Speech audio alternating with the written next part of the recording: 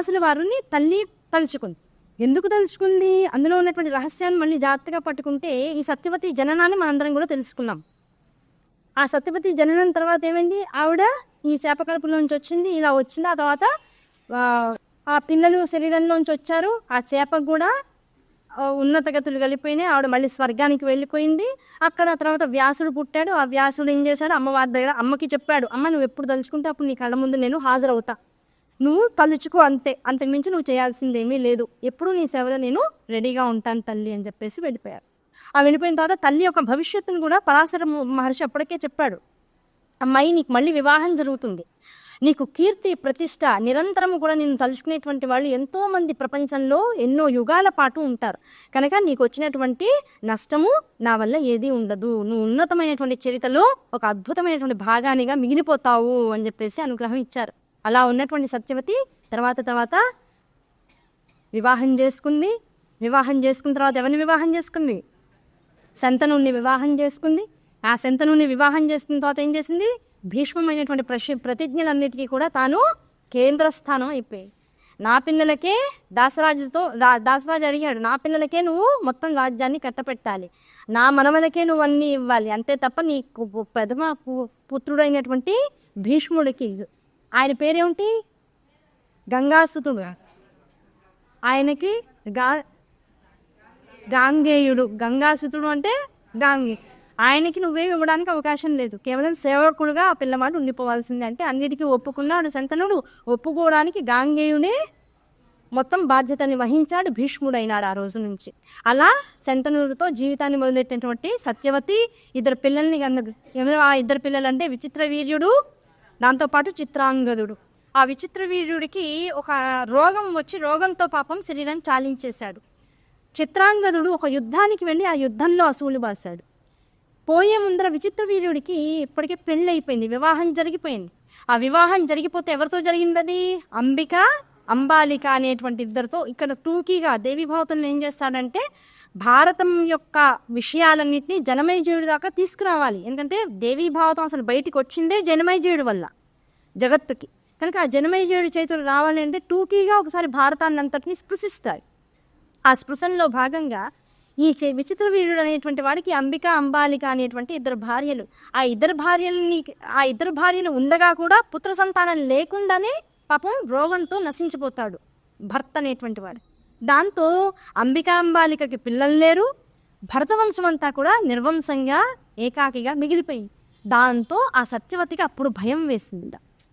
నేనేం కోరిక కోరాను? అప్పటికే భీష్ముడిని 4 సార్లు అడిగింది, నాయన నేను అడిగినటువంటి కోరికలు ఏవైతే ఉన్నాయో నేను వాటిని ఇంకా నేనే తీసేసుకుంటాను వెనకాలకి, నాకు వద్దు, నువ్వు పట్టాభిషిక్తుడు కా, నువ్వు భరతవంశం యొక్క సింహాసనాన్ని అధిరోహించు, మొత్తం భరతవంశానికి ముందుకు తీసుకువెళ్ళవయ్యా, నన్ను క్షమించని అడిగింది. అయినా అమ్మ ప్రతిజ్ఞ చేసేసాను తల్లి, వంశాన్ని నిలబెట్టడం కోసం నేను ఎంత చేయగలను అంత చేస్తాను, అంతే తప్ప నేను మాత్రం ఆ సింహాసనానికి దాసుణ్ణే అనేటువంటి విషయం చెప్పేశారు. పాప ఇప్పుడు ఆవిడ చేతుల్లో ఇంకో ఆప్షన్ లేదు, వెంటనే కొడుకుని తలుచుకుంది.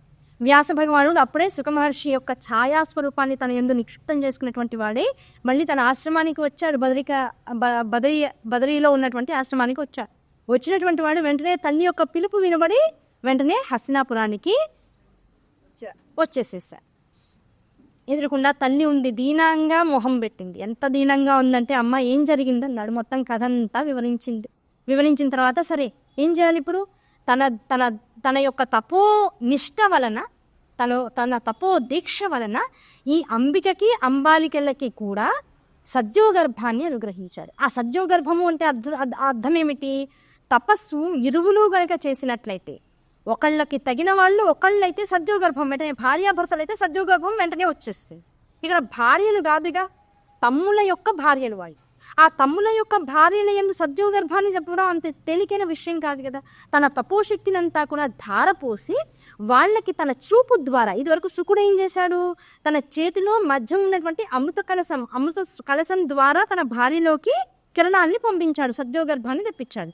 అదే రీతిలో వ్యాస మహర్షి ఏం చేశాడు? తన దృష్టి ద్వారా, తన తీక్షణమైనటువంటి దృష్టి ద్వారా తన మరదళ్ళైనటువంటి తన తమ్ముని యొక్క భార్యలైనటువంటి, అంటే అప్పుడున్నటువంటి సాంఘిక నీతులు రాజరిక నీతుల్లో రకరకాల సూత్రాలు చెప్పారు.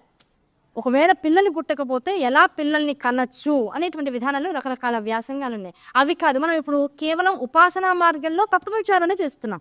ఆ తత్వవిచారణ క్రమంలో ఇంకా వికార భావన రావడానికి ఇంకా మనస్సులకు ఆస్కారం ఇవ్వకూడదు. ఎందుకంటే అమ్మవారి దేవీ భావతానికి దగ్గరకు వెళ్ళిపోతున్నాం. ఇంకా తర్వాత వచ్చేది ఇంకా దేవీ భావతమే కనుక ఇందులోకి వెళ్ళేటప్పుడు ఇంకా మరి మనస్సుని ఇబ్బంది పెట్టుకుని రకరకాల ఆలోచనల్లోకి తీసుకువెళ్ళే కన్నా దృష్టిపాతం అనేటువంటి దాంతో తీక్షణమైనటువంటి దృష్టిని వాళ్ళని ఎందుకు నిలపడం ద్వారా వాళ్ళకి గర్భాన్ని ఆవిష్కృతం చేశారట వ్యాసుల వారు. దాంతో అంబిక వెళ్ళింది ముందు. అంబిక ఆయన రూపాన్ని తీక్షణంగా చూస్తున్నాడు. అసలే వ్యాసుల వారు అంత ముందు దాకా సుఖమహర్షిని పొందాలనేటువంటి కోరికతో పాపం ఆయన గురించి ఏడ్చి విచలితమైనటువంటి మనసుతో పిచ్చివాళ్ళ తిరిగినటువంటి వాడు కదా పాపం. ఇంకా ఆయన అందులోంచి పూర్తిగా బయటికి రాలా. వచ్చి ఒక 24 గంటలు కూడా కాలా. వచ్చి ఇంటికి సెటిల్ అయ్యాడు. తల్లి పిలుపు విని ఇక్కడికి వచ్చేసాడు. ఆ తీక్షణమైనటువంటి తపోనిష్టతో కూడుకున్నటువంటి దృష్టిని తదేక నిష్టతో ఆవిడ వైపుకి అంబిక వైపుకి నిలిపేటప్పటికల్లా ఆవిడ ఆ చూపు యొక్క తీక్షణత తట్టుకోలేక కళ్ళు మూసుకునేప్పుడు ఏమైంది? గుడ్డివాడైనటువంటి ధృతరాష్ట్ర జననం జరిగింది. ఆ ధృతరాష్ట్ర జననం తర్వాత అంబాలిక వచ్చింది. అంబాలిక ఆయన రూపాన్ని చూడంగానే బిగుసుకుపోయిందట. ఆ బిగుసుకుపోయి బాబోయ్ ఇలా ఉన్నాడేంటి మనిషి, ఎందుకంటే ఎప్పటిదాకా పోషకం ఉండి రాజరిక వ్యవస్థలో ఉన్నటువంటి మనుషుల్ని మాత్రమే చూశారు. తపస్సులని యతీశ్వరుని చూసేటువంటి అవకాశం వాళ్ళకి రాకపోయేటప్పటికీ ఇంత తీక్షణమైనటువంటి తపోనిష్టతో కూడుకున్నటువంటి వ్యాస భగవాను చూసేటప్పటికి భయపడిపోయి స్తంభించిపోయింట. దాంతో పాండురోగంతో ఉన్నటువంటి వాడు పాండురాజు పుట్టాడు. ఇంకా ఈ రెండు ఇలా అయ్యేటప్పటికీ పాప ఆవిడ మనస్సు, సత్యవతి మనస్సు ఇంకెక్కడా ఆగపోయేటప్పటికి ఎవరో ఒకళ్ళు సభ్యమైన వాడు రావాలిగా. ఆ సభ్యమైన వాడు ఎక్కడి నుంచి వస్తాడు అంటే అంతకు ముందే లోపలికి వెళ్ళి దాసిగా ఆయనకి సకల సపర్యలు చేసినటువంటి ఒక దాసి స్వరూపాన్ని లోపలికి పంపించి ఆవిడ ఇంతవరకు ఎంత భక్తితో ఆయనకి సపర్యలు చేసిందో వచ్చి ఎదురుకుండా నుంచోమన్నప్పుడు అంతే సపర్యా బుద్ధితో దాస బుద్ధితో జాగ్రత్తగా అక్కడ నుంచింది. ఆయన ఆవిడ వైపు తీక్షణమైనటువంటి దృష్టి కాకుండా సాత్వికమైనటువంటి దృష్టితో చూసేటప్పటికి విదురుడు పుట్టాడు. ఆ విదురుడు వల్లనే నిజంగా ధృతరాష్ట్రుడు కానీ పాండురాజు కానీ నిలబడగలిగారు. ఆ విదురుడు పుట్టాడు. సరే, ఆ అమ్మకి ఇచ్చినటువంటి మాట, అమ్మ నీ అనుమతితో మళ్ళీ భరత వంశానికి వారసుని నేను ఇవ్వగలిగాను. నీకు ఇంకొక విషయం చెప్తున్నాను. ఎటువంటి గర్భము దాల్చారో, ఎటువంటి మానసిక స్థితిగతులు ఉండంగా గర్భాలు వాళ్ళకు వచ్చాయో అది సరైనటువంటి సమయంలోనూ రాలేదు, సరైనటువంటి మానసికమైనటువంటి ఆరోగ్యంతోనూ వాళ్ళు గర్భాన్ని దాల్చలేదు. కనుక పుట్టేటువంటి పిల్లలు కూడా అంతే తామసిక రాజసిక స్థితుల్లో ఉంటారు. ఆ తామసిక స్వరూపం పై ఎంత దాకా ఉంటుంది అంటే చాలా విపరీతమైనటువంటి ధోరణుల వైపుకు వెళ్తుంది. నువ్వు వీలైనంత త్వరగా నీ కోడళ్ళను తీసుకుని ఈ రాజరిక కుటుంబ వ్యవస్థలో పడకుండా, బాధపడకుండా, క్లేశపడకుండా వీలైనంత త్వరగా తపోభూమికి వెళ్ళిపోయి హాయిగా తపస్సు చేసుకో. ఇక్కడ జరిగేటువంటి దారుణాలు ఇంకా నువ్వు తట్టుకోలేవని అప్పటికే వ్యాస భగవానుడు తల్లికి చెప్పేశాడు, హింట్ ఇచ్చేసేసాడు. అలాగే అంది. కానీ పిల్లలు రావాలిగా బయటికి, కోడళ్ళని ఎటు కాకుండా వదిలి వెళ్ళిపోలేదు కదా. ఆ పిల్లలు రావడానికి ఆగినప్పటికీ కౌరవులు బయటికి రావడానికి సంవత్సర కాలం పట్టింది. ఈ లోపల ఆవిడ గర్భాన్ని కొట్టుకోవడం, ఆ అండాలన్నింటినీ బయటికి వదిలేసేయడం, ఆ అండాలన్నింటినీ మళ్ళీ 100 సీసాల్లో పెట్టడం, ఇదంతా కూడా ఒకనొక వైచిత్ర్యం వలన, అమ్మ రాసినటువంటి విశేష కృషి వలన ఇవన్నీ కూడా అట్లా జరుగుతూ వచ్చాయి. కౌరవులు పుట్టారు, పాండవులు పుట్టారు. తర్వాత మహాభారత యుద్ధం జరిగింది. ఆ మహాభారత యుద్ధంలో రకరకాల పరిణామాలు చోటు చేసుకున్నాయి. చివరికి ఏమైపోయింది? క్రమక్రమంగా అందరూ నశించిపోయారు. అభిమన్యుడి యొక్క కొడుకు పరీక్షిత్ మహారాజు చక్రవర్తి అయినాడు. అందరూ వెళ్ళిపోయారు. ఇందాకాలం మేం పాలిస్తాం, ఇది నాకు కావాలి, ఇదన్నా ఇవ్వండి అని అడిగిన వాళ్ళందరూ ఎవరికి వాళ్ళు ఎవరి గమ్యాన్ని చూసుకుని వాళ్ళు కాస్త వెళ్ళిపోయారు. చివరికి మిగిలింది ఎవరయ్యా అంటే పరీక్షిత్ మహారాజు మొత్తం ఆ హస్తినాపురాన్ని అంతటినీ కూడా ఏకఛత్రాధిపత్యంగా పాలిస్తున్నాడు. ఆ ఉన్నటువంటి వాడు ఏమన్నా తిన్నంగా ఉన్నాడా? చక్కగా జనరంజకంగా పాలిస్తూనే గురువు అనుగ్రహాన్ని విశేషంగా పొందినటువంటి వాడే ఒకానొక సందర్భంలో క్రీడ అనబోయేటువంటి ఆసక్తి బాగా ఎక్కువై వేటకి వెళ్ళారు. ఆ వేటకి వెళ్ళి వేటాడి వెనకాలకు వచ్చేసాడా? ఆ భరతవంశరాజులకి ఎంతటి ప్రారంధ దోషాలు ఉన్నాయో చూడండి. అదంతా ఎక్కడి నుంచి వచ్చింది? ఒక స్వార్థం నుంచి పుట్టి. ఆ స్వార్థం ఎక్కడి నుంచి వచ్చింది? సత్యవతి నుంచి వచ్చింది. ఆ సత్యవతి ఎందులోంచి పుట్టింది? ఉండకూడని సమయంలో కలిగినటువంటి కామ ప్రేరణకి ఫలితంగా పుట్టిన. అంటే ప్రతిదానికి ఎందుకు ఇదంతా ఇట్లా జరిగింది అనే దానికి ఎంత వెనకాల చరిత్ర ఉందో చూడండి. ఉండకూడని రాకూడని సమయంలో, పితృదేవతార్చన చేసే సమయంలో ఎట్టి పరిస్థితుల్లో ఉండకూడనటువంటి కామవాంఛ ఎంత బ్రహ్మజ్ఞాని అయినటువంటి వసువు కూడా కలిగింది. అది ఎంత బలీయమో విధి చూడండి. అంత బ్రహ్మజ్ఞాని కనుకనే ఉన్నంతలో ఆ వీర్యాన్ని అటు ఇటు పడేస్తే రాక్షసులు పుట్టేవాళ్ళు. పడేయకుండా జాగ్రత్త. మనకు కల్పిస్తుంది. ఎందుకు ఇవన్నీ చెప్పారు? వీర్యాన్ని మూటగట్టడం ఏమిటి? ఆ రేతస్సుని మూటగట్టి గద్దతో ఇచ్చి పంపించడం ఏమిటి? ఆ గద్ద వెళ్ళి నీళ్ళల్లో పడేయడం ఏమిటి? ఆ నీళ్ళల్లో చేప తాగడం ఏమిటి? అసలు వినడానికి ఎంత జుగుప్సాకరంగా ఉంది. ఎందుకు ఆ జుగుప్స అంటే అక్కడంతా జరుగుతున్నదంతా కూడా ఒక కలి ప్రారంభానికి ఆది. అదంతా కూడా అది జరగాలి అంటే ఇలాగే ఉండాలి. అక్కడ సాధారణమైన విషయాలు ఉండకూడదు. అసాధారణంగానే ప్రతి విషయం జరగాలి. కానీ అక్కడ ఎవ్వరూ తక్కువ వాళ్ళు కాదు. అందరూ బ్రహ్మమును చూసే బ్రహ్మజ్ఞానాన్ని కలిగి ఉన్నటువంటి వాళ్ళే. కానీ అంటే నువ్వు ఎంత బ్రహ్మజ్ఞాన స్వరూపుడివైనా మనస్సు అనేటువంటిది ఎంత లోబరుచుకుంటుందో చూడు. తస్మాత్ జాగ్రత్త. శంకరాచార్య వారు చెప్తారు, ఎప్పుడూ జాగ్రత్తగా ఉండాలి. ఏది జరిగినా అమ్మకృతమే. కానీ ఆ జరిగేటువంటి వాటిల్లో కూడా సంఘాన్ని, సమాజాన్ని, కుటుంబాన్ని, ఒక వంశాన్ని ఇబ్బంది పెట్టేటువంటివి ఎట్టి పరిస్థితుల్లో జరగకుండా ఉండడానికి అహంకారం అనేటువంటి పొడచూపకుండా నిరంతరం పాదసేవలో సర్వస్వ శరణాగతి వేడి అమ్మపాదాలను నిరంతరం పట్టుకుని ఉండవలసిందే. అది ఏమాత్రం గతి తప్పినా ఇక్కడ జాతకాలు మారిపోతూ ఉంటాయి. అంత పెద్ద భరతవంశంలో ఇలాంటి స్థితి రావచ్చు. అవునా కదా? చివరికి ఒక్కడు మిగిలాడు, పరీక్షిత్తు. ఆ పరీక్షిత్తు కూడా ఏమైంది? వేటకి వెళ్ళాడు. వేటకి వెళ్ళిన వాడు హాయిగా వేట అనబడేటువంటి క్రీడను ఆడుకుని వచ్చేస్తుంటే అయిపోయేది. ఈ లోపల దాహం వేసింది, మాయదారు దాహం వేసి అక్కడ దగ్గరలో ఉన్నటువంటి కుటీరాలకు వెళ్ళాడు. అక్కడ మహర్షులందరూ కూడా తపస్సులు చేసుకుంటూ ఉంటారు. ఆ కుటీరానికి వెళ్ళాడు. వెళ్ళి అక్కడ శమీక మహర్షి తపస్సు చేసుకుంటూ ఉన్నారు. ఆ శమీక మహర్షి తపస్సు చేసుకుంటుంటే ఆయన ధ్యాన ముద్రలో ఉన్నాడు కదా, ఎందుకు ఆయన డిస్టర్బ్ చేయడం అనుకోవాలి కదా. అనుకోకుండా నాకు దాహం వేస్తోంది, మంచినీళ్ళు కావాలని గద్దించాడు. గద్దిస్తే తపస్సులో ఉన్న మనిషికి ఏం వినపడుతుంది? నువ్వు తపస్సు చేసుకుంటున్నావని కాదు, అసలు నువ్వు బతికున్నా మరణించిన వాడితో సమానం, నువ్వు ఎందుకు పనికిరాని వాడవని అక్కడ దగ్గరలో చచ్చిపోయినటువంటి పాముని తీసుకెళ్ళి ఆయన మెడలో అలంకారంగా వేసి నీకు నేను ఇచ్చిన బహుమతి అని చెప్పేసి వెళ్ళిపోయాడు. అక్కడ పోనీ దాహం తీసుకోవాలా. ఆ దాహార్తితో మళ్ళీ రాజ్యం దాకా వచ్చి ఇంటికి వచ్చాక మంచినీళ్ళు తాగారట. ఆ తాగేటప్పుడు పొలమారిందిట. అప్పటికి శృంగి వచ్చాడు, శమీక మహర్షి కొడుకు. ఏం చేశాడు? ఇంతటి అవమానం నా తండ్రికి ఎవడైతే చేశాడో, ఇవాళ నుంచి మొదలెట్టుకుని సరిగా 7 రోజుల్లో సాయంకాలం సంధ్యా సమయానికల్లా తక్షకుడు యొక్క కాటుతో ఏ చచ్చిపోయిన పామునైతే నా తండ్రి మెడలో వేశాడో ఆ జాతికంతటికి రాజైనటువంటి తక్షకుడి చేతిలో మరణాన్ని పొందుగాక అని చెప్పేసి శాపాన్ని వేసేసాడు. అక్కడ శాపం మొదలైంది. ఇక్కడ దాహంతో గుటక మింగకుండా పొలమారింది. ఇప్పుడు ఆ దాహం అదేదో హస్నాపురానికి వచ్చే తాగొచ్చు అనుకుంటే ఇంత ఘోరం జరిగేది కదా. మనం చూడండి ఎన్నిసార్లు అనుకుంటాం ఆ పని ఏదో చేయకుండా ఉంటే అయిపోయాయి, చేసి ఎంత తప్పు చేశాయి అనుకుంటూ ఉంటాం చాలాసార్లు. మన కుటుంబంలో కూడా జరిగే చిన్న చిన్న వ్యవహారాల్లో మనం ఎక్కడో తెలిసి తెలియకుండా ఓ చిన్న మాట అనేసాం, అబ్బా అనవసరంగా అన్నాను ఆ మాట అనుకుని తలకే బాధేసుకుంటూ ఉంటాం. ఎందుకు జరుగుతాయి ఇలాంటివన్నీ అంటే అది ప్రారంధవశాత్, ఆ నాలిక మీద ఉండేటువంటి ప్రారంధం. ఆ మాట వల్ల ఇన్నాళ్ళు నువ్వు చేసిందంతా కూడా అందరూ మర్చిపోయి నువ్వు చేసిన మాట మాట్లాడిందనే తప్పుగా భావిస్తున్నారు. అందుకని ఆడవాళ్ళు మెయిన్గా అంటూ ఉంటారు, ఏంటోనండి ఎన్ని చేసినా ఇగో మాటే పట్టించుకుంటారు అందరూ, మనమే శత్రువం అయిపోతాం, వాళ్ళు ఒకటిగానే ఉంటారంటారు. అందుకని ఆడదాన్ని మౌనంగా ఉండమమ్మా అని చెప్పారు. నిస్సందేహంగా నిస్సంకోచంగా చెప్పే విషయం అది. మౌనంగా ఉండు. ఎందుకు నీకు అనవసరమైన ప్రేలాపనలు? ఒక ఇంట్లో తల్లికి పుట్టినటువంటి 4 మోపిల్లలు ఉంటే వాళ్ళ నలుగురు చూసుకుంటారు, తల్లి చూసుకుంటుంది, మధ్యలో నీకెందుకు తయ్యమని మన జీలో వెళ్ళిపోతావు? ఇలా మాట్లాడితే ఆడవాళ్ళకు కోపం వస్తుంది. ప్రశాంతంగా ఉండొచ్చు కదా. వాళ్ళు వ్యవహారాలను ఎంతవరకు తీసుకుంటారో, ఎంతవరకు స్వీకరిస్తారో, ఎక్కడ వదిలేస్తారో నువ్వు కూడా వదిలేయి. అంతకుమించి ఇది అన్నిటికీ మీరు తలకాయ ఉపేస్తారు, వచ్చేస్తారు. ఆ తర్వాత ఏం చేస్తాం మనం? మనకేమన్నా ఉందా? మనకేమన్నా చేసిందా? మీ అమ్మ ఎంత చెప్తే అంత. అమ్మ ఎంత చెప్తే అంతే ఉండాలి కొడుకు. నీ కొడుకు ఉండాలని నువ్వు అనుకోవట్లే? మీ అత్తగారు చెప్పినట్టు నీ కొడుకు మీ ఆయన వినద్దా? నీ కొడుకు అయితే ఒక రూలు, మీ ఆయన అయితే ఒక రూలు, నీ అల్లుడైతే ఒక రూలు, పక్కింటి ఆయన అయితే ఇంకో రూలు. ఏమిటి రూల్స్? నువ్వెవరు అసలు ఆ రూల్స్ క్రియేట్ చేయడానికి? మొగుడు ఎలా చెప్తే అట్లా నోరు మూసుకుని ఎస్ మా ఆయన చెప్పింది కరెక్ట్, ఆయన ఎలా చేస్తే నేను ఇలా ఒప్పుకుంటా అని ఆడదనుకుంటే అసలు ఇన్ని గోడలు లేనేళ్ళు. మగవాళ్ళే చప్పట్లు కొట్టుకుంటున్నారప్ప.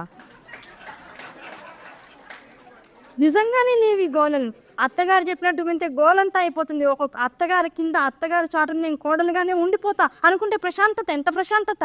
మా అత్తగారు తిట్టిందో కొట్టిందో, మా అత్తగారు నా అత్తగారు అనుకుంటే అయిపోలా. ప్రపంచంలో పక్కింటి ఆవిడ నీ పిన్ని గారేనా, ఎదురింటి ఆవిడ ఇంకో వదిన గారేనా, ఇంకో ఆవిడ ఎక్కడో ఫోన్లో మాట్లాడేవాడు అక్కగారా, వీళ్ళందరినీ బంధుత్వాలు. మరి సొంత నీకు భర్తనిచ్చి రోజు ఆ భర్తతో కససుకాలు మాట్లాడుకుని నీకు పిల్లలు ఇచ్చి ఇంత వంశాభివృద్ధి చేసినటువంటి భర్తనిచ్చినటువంటి అత్తగారు మాత్రం ఫరాయిదా? ఎందుకు ఆ కోపాలు మనసులో? ఎందుకంత ఎందుకంత చిరాకులు మనసులో? మన వాళ్ళు తిట్టినా కొట్టినా మన వాళ్ళే, ఇది నా అనుకునేటువంటి ఒక్క విషయాన్ని నువ్వు గట్టిగా పట్టుకోగలిగితే ఆ నా వల్ల నువ్వుకి ఎంత గొప్ప సుఖం లభిస్తుందో నీకు తెలియట్లా.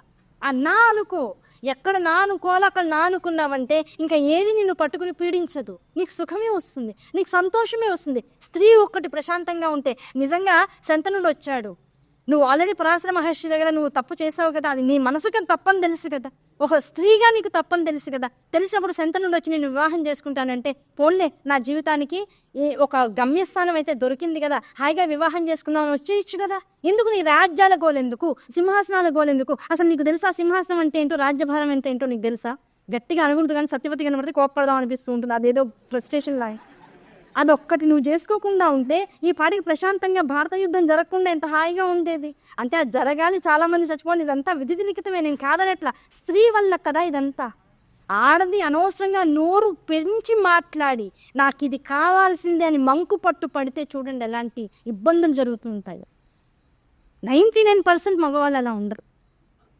మన వల్ల తలకాయ పగిలిపోయే చివరికి సరే నీ ఇష్టం, నీ గోల నువ్వు చేయి అంటారు. పాపం మగవాళ్ళు, ఎప్పటికీ పాపం మగవాళ్ళే. అది ఎవరైనా సరే, మామగారు కానీ, తండ్రి కానీ, కొడుకు కానీ, భర్త కానీ, అల్లుడు కానీ, పాపం మగవాళ్ళమ్మ. పాపం నలిగిపోతున్నారు. ఎంత బాధిస్తుంది అనమాట ఒక్కోసారి. నిజంగా వీళ్ళు తిన్నంగా ఉంటే ఆడవాళ్ళు అసలు ఇప్పటికీ మనం ఇంకా ఉమ్మడి కుటుంబాలు చూసేవాళ్ళం, ఇంకా మన పిల్లలు చక్కగా ఆధ్యాత్మిక స్థితిగతుల్లోనే ఉండేవాళ్ళు. పాశ్చాత్యం వైపుకి ఇంత ఇదిగా వెళ్ళేవాళ్ళు కాదు. ఉమ్మడి కుటుంబాలు ఉంటే చక్కగా ఉండే పిల్లలు చక్కగా నాయనమ్మ తాతల దగ్గర పెరిగేవాళ్ళు, మేనత్తని ఇంటికి వస్తూ ఉండేవాళ్ళు, బంధాలు బంధుత్వాలు. ఎందుకు ఇవన్నీ వదిలేసేసుకుని ఒంటరిగా బతకడంలో ఇష్టం చూపిస్తున్నావు అంటే ఇవి సత్యవతి నుంచి స్టార్ట్. సత్యవతి దగ్గర నుంచి స్టార్ట్ అయ్యి ఇప్పుడు ఏమైపోయింది, పరీక్షణ్ మహారాజు కూడా ఆ జీన్సే కదా, నాకు కావాలి, నీకు కావాలి, మంచినీళ్ళు కావాలి, ఒక నిమిషం ఆగచ్చు కదా, ఆగకుండా ఎందుకు తప్పు చేయడం? వేసేటప్పటికి అంత పెద్ద శాపం వచ్చేసింది, శృంగి వచ్చి మరి మా నాన్న నువ్వు నీకంటే మీ నాన్న మీద గౌరవం ఉందో లేదో నాకు తెలియదు, మరి నా తండ్రి గారి మీద నాకు గౌరవం ఉంది, అలా అవమానిస్తే నేను ఒప్పుకోను కదా. నా తండ్రి మీద మృత సర్పాన్ని వేసినటువంటి వాడు ఈ సర్పకాటుకే చచ్చిపోతాడు వాళ్ళ నుంచి 7 రోజుల్లోనే. ఇంకా అదృష్టం ఏంటంటే వెంటనే అనలేదు. కారణం ఏంటి? జగత్తుకి భాగవతం రావాలి కనుక ఇప్పటికిప్పుడు చచ్చిపోంటే కూడా శాపం ఫలించేదే. ఎందుకన్నాడు దేవుడు దయించి 7 రోజుల్లో అని. ఆ 7 రోజులు అనేప్పటికీ అయింది. లోపల నుంచి కాస్త విరక్తి వచ్చింది, వైరాగ్యం రాల. పరీక్షణ్ మహారాజు విరక్తి మాత్రమే వచ్చింది. ఇప్పుడు నేనేం చేయాలి? మరణాన్ని ఎలా ఓవర్కమ్ చేయాలి? ఈ మరణాన్ని ఎలా ఆపుకోవాలి? మరణం ఆగదు తెలుసు, అయినా సరే ఈ మరణాన్ని ఎలాగలా ఆపుకోవాలి? దానాలు చేశారు, ధర్మాలు చేశారు, రకరకాల యజ్ఞాలు చేశారు, తనకి ఏమైనా బాకీలు ఉంటే అవన్నీ తీర్చుకున్నారు, ఎవరికి ఏం పని చెప్పాలి అవన్నీ చెప్పేసేశారు, అప్పగింతలు అయిపోయినాయి. అంతా చేసి కూడా గంగానది తీరంలో కూర్చొని తపస్సు చేసుకున్నారా? చేసుకోవాలా? ఒంటి స్తంభం మేడ కట్టుకున్నాడు. అది ఇంకా పిచ్చితనం. గంగానది చుట్టుకొచ్చి రోజు గంగలో స్నానం చేసి ప్రశాంతంగా గంగ ఒడ్డును కూర్చుని రోజు తపస్సు చేసుకుంటే హాయిగా ప్రశాంతంగా ఉండేవాడు.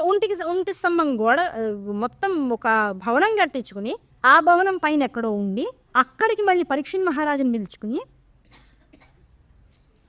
సుఖ మహర్షిని పిలిపించుకుని ఆయనతో భాగవతాన్ని చెప్పించుకుని 7 రోజుల పాటు ఒక చోట సుఖుడు నిలిచాడు మొదటిసారి. అంత అసలు ఆయన ఎక్కడా నిలవలేదు. మనం సుఖ ఉపాఖ్యానం చెప్పుకున్నప్పుడు మొదటి నుంచి పుట్టిన మరుక్షణం నుంచి మళ్ళీ అదృశ్యమైపోయేదాకా ఎక్కడైనా ఆయన 7 రోజుల పాటు ఉన్నాడా? ఎక్కడా లేడు మనిషి. అలాంటి వాడు పరీక్షణ్ మహారాజుని ఆ భరత వంశాన్ని ఉద్ధరించడం కోసం 7 రోజుల పాటు ఆ ఒంటి స్తంభం పైన ఉన్నటువంటి మేడలో కూర్చుని భాగవతాన్ని అంతటిని కూడా ప్రవచించాడట. ప్రవచించిన తర్వాత కూడా చెప్పాడు, అయ్యా ఒక్క విషయం చెప్తా గుర్తుపెట్టుకో, ఇప్పుడు చెప్పిందంతా కేవలం భగవంతుడి యొక్క కథ. ఆ కథని మనసులో నిలుపుకో. భాగవతాన్ని ఎటువంటి మనసుతో వింటే, ఎటువంటి ఫలితాన్ని కోరి వింటే అటువంటి ఫలితమే దక్కుతుంది. నీకు ప్రస్తుతం ఉన్నటువంటి బాధ మరణం, అది పరిగెత్తుకుంటూ నీ దాకా వస్తోంది. మరణాన్ని నువ్వు ఆపలేవు, కానీ ఒకసారి భాగవతాన్ని శ్రద్ధగా కనుక విన్నట్లయితే, ఆ భాగవతాంతర్గతంగా పరమేశ్వరుడు చెప్పినటువంటి విషయాన్ని జాగ్రత్తగా గమనించగలిగితే శరీరానికే మరణము, శరీరం పడిపోతుందంతే, ఆత్మ శాశ్వతం. ఏ ఆత్మస్వరూపుడై నువ్వు ఈ భాగవతాన్ని విన్నావో ఆ ఆత్మస్వరూపం ఆనందాన్ని పొందింది. ఈ భావనతో భయం లేకుండా, మరణానికి భయపడకుండా నువ్వు మరణానికి ఎదురు వెళ్ళు. అంతే తప్ప మరణానికి భయపడి ఇంకా దాని నుంచి నేను బయటపడితే బాగుందనేటువంటి కోరికని మనసులోకి రానివ్వకు. అలా రానిచ్చావా నీది చాలా భయంకరమైనటువంటి నికృష్టమైనటువంటి మరణంగా జగత్తులో నిలిచిపోతుంది. అలా నిలుపుకోకు. ప్రశాంతంగా ప్రాణాన్ని వదిలేసే. మరణం తథ్యం, తక్షకుడు వచ్చేది తథ్యం. ఆ వచ్చేటువంటి వాడిని నువ్వే ఆహ్వానించి వాడి చేతుల్లో నీ జీవితాన్ని అర్పణ చేసేసే. హాయిగా నిన్ను నువ్వు ఆయనకి దాస్యం చేసేసుకో. దానివల్ల నీకు సగం నరకం తప్పుతుంది. లేకపోతే ఇలాంటి మరణం, భయకంపితుడైనటువంటి శరీరంతో వచ్చేటువంటి మరణం ఏదైతే ఉంటుందో దానివల్ల నీ ఉత్తర వంశం ఇంకా ఇబ్బంది పడేటువంటి అవకాశం ఎక్కువ ఉంటుంది. నీకు కూడా సద్గతులు అంత తేలిగ్గా దొరకవు. ఆ తేలిగ్గా దొరకనటువంటి సద్గతుల కోసం నువ్వేం చేస్తావు? త్రిశంకు స్వర్గంలో తిరుగాడుతూ ఉంటావు. దానివల్ల నీకు తర్వాత నీ బిడ్డలకి కూడా సుఖం అనేటువంటిది కొరవడిపోతుంది. ఇప్పటికే భరతవంశంలో సుఖం లేకుండా బాధపడుతున్నారు, ఇంకా సుఖం కొరవడిపోతుంది. సుఖమహర్షి యథావిధిగా చెప్పేశాడు విషయాన్ని. ఆయనకి నమస్కారం చేశాడు, సముచితంగా చక్కగా సత్కారం చేశాడు, ఆయన్ని పంపించేశాడు. ఇంకా సాయంకాలం అయిందంటే ఇంకా ఆ పూటకి అయిపోయింది. అప్పుడన్నా పోనీ కాసేపు ఆ ఒంటి స్తంభం మేడ దిగాడా? ఇంకా పైనే ఉన్నాడు. అంటే ఎందుకండి ఇన్నిసార్లు ఒంటి స్తంభం మేడ అంటున్నారు? కిందకు వచ్చేయడానికి పైనుండి చచ్చుకోవడానికి ఏమిటి తేడా అంటే తర్వాత నరకయాతనలో చెప్తాడు, గరుడ పురాణంలో చెప్తాడు. నేల మీద చనిపోకుండా ఆకాశ హమ్యాల్లో కానీ ఆకాశంలో ఉండగా కానీ మరణించినట్లయితే అది మహాపాపం అట. దానికి అంత తేలిగ్గా నిష్కృతి దొరకదు. ఎన్ని దానాలు ఎన్ని చేసినా సరే, పిల్లలు ఎంత చేసినా సరే వాళ్ళకి తొందరగా ఆ స్వర్గ లోకాలు కానీ లేదు, వాళ్ళు చేసినటువంటి పనులకి పొందవలసినటువంటి లోకాలు కానీ అంత తేలిగ్గా రావు. ఏ లోకానికి వెళ్లకుండా అగమ్యగోచరంగా తిరుగుతూ ఉంటుందంటే ఆత్మ. అది ఎంత ఘోరమైనటువంటి పరిస్థితి. అందుకే అన్నిసార్లు ఆ ఒంటి స్తంభం మేడ ఎందుకు కట్టుకున్నాడో అర్థం కాకుండా ఉందనుకోవడం. ఆ ఒంటి స్తంభం మేడ కట్టుకుని మరణం కూడా అందులోనే పొందేశాడు. అంతా అయిపోయిందో పండు తీసుకొచ్చాడు. ఆ పండు తీసుకొచ్చి తినేటప్పుడు కోద్దాం అనుకునేటప్పుడు లోపల పురుగుంది. అందరికీ తెలిసిన విషయమే. ఆ పురుగు దశ బయటకు వచ్చింది. ఉన్నంతలో తక్షక మహాశక్తిగా మారింది. ఆయన్ని శుభ్రంగా కాల్ చేసింది, వెళ్ళిపోయింది. తండ్రి మరణించాలనే విషయం తెలిసింది జనమేజయుడికి. మంత్రులందరూ దగ్గర వెంట పెట్టుకుని తీసుకొచ్చాడు పాపం పిల్లవాడిని. 16 ఏళ్ల పిల్లవాడు. ఆ 16 ఏళ్ల పిల్లవాడిని దగ్గర పెట్టుకుని తీసుకొచ్చారు. పాపం నాయనరా తండ్రికి అంత్యక్రియలు చేయాలి స్వామి అని తీసుకొచ్చారు. అంత 16 ఏళ్ల పిల్లవాడికి ఆ గతి ఎందుకు పట్టింది? ఇంతకు ముందు ఉన్నటువంటి వంశంలో ఉన్నటువంటి వాళ్ళు పెద్దలందరూ చేసినటువంటి తప్పులు కాదా? ఇలా ఆలోచించాయి. అక్కడ జరిగినటువంటి ఘోరానికి బాధపడడం ఎంత అవసరమో ఆ బాధ వెనకాల ఎలాంటి కర్మలు చేసి ఉన్నారు, ఆ కర్మలు నిజంగా తప్పించుకోగలిగినవైనా తప్పించుకోలేనటువంటివైతే వాటి పట్ల కనీసం మనకి అపరాధ భావనన్నా ఉండాలి. అరే నేను ఈ తప్పు చేశాను, ఆ తప్పు చేయకుండా ఉంటే బాగుండేదనేటువంటి భావన మనసులోకి రావాలి.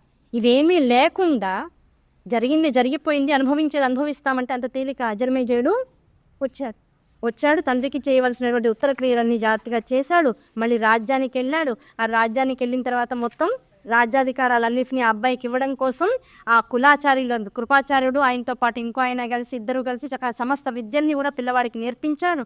ఆ పిల్లవాడు సర్వ విద్యల్లో కూడా ప్రావీణ్యత సంపాదించిన తర్వాత పీఠం ఎక్కిచ్చారు. చక్రవర్తి హోదా ఇచ్చారు, కూర్చోపెట్టారు, చక్కగా వివాహం చేశారు. వివాహంతో పాటుగా చక్కగా పిల్లలు పుట్టారు. రాజ్యాన్ని జాగ్రత్తగా పాలిస్తూ కూర్చున్నాడు. ఈ లోపల ఒకనాడు ఉన్నట్లుండి రాజ్యంలోకి ఒక ఆయన వచ్చాడు. ఎవరైనా ఉదంకుడు.